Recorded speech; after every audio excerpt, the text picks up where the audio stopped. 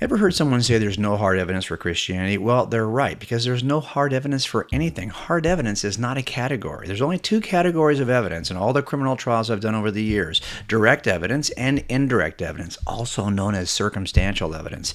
And direct evidence is simply eyewitness testimony. Indirect evidence is everything else, including DNA and fingerprints. It turns out that judges tell juries that those two forms of evidence have the exact same value. None should be considered as greater in weight. Well, it turns out Jesus also used both forms of evidence.